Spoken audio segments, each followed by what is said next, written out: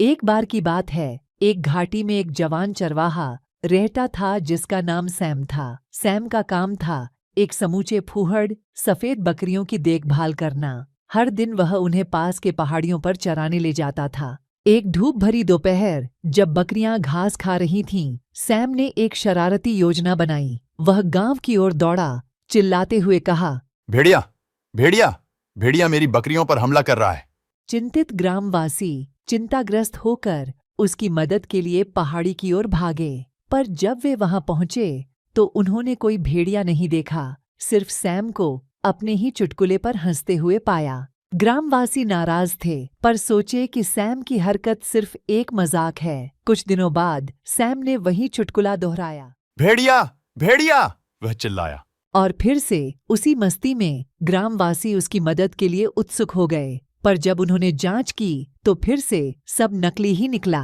पर एक शाम सूरज ढलने लगा और सितारों ने जलना शुरू किया। असली भेड़िया वहां पहुंच गया जहां सैम की बकरियां चर रही थीं। पर एक शाम सूरज ढलने लगा और सितारों ने जलना शुरू किया। असली भेड़िया वहां पहुंच गया जहां सैम की बकरियां चर रही थीं। सैम डरकर गांव की ओर दौड़ा। भेड़िया, मदद! इस बार असली भेड़िया है। पर इस बार ग्रामवासी उस पर विश्वास नहीं किया। वो फिर से हमें फुसला रहा है, वे कहकर सिर झुकाए। इसलिए कोई मदद के लिए नहीं आया। अगले सुबह सैम ने एक बहुत महत्वपूर्ण सीख हासिल की।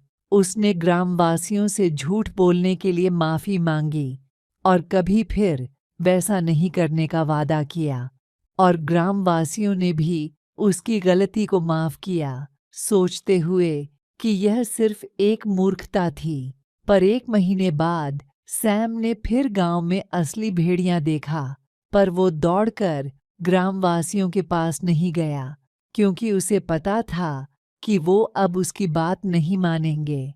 प्रिय बच्चों, हमेशा सच्चाई बोलो, क्योंकि अगर आप झूठ बोलेंगे तो लोग जब आपकी वास्तविकता पर विश्वास नहीं करेंगे। विश्वास एक बहुमूल्य संपत्ति की तरह है।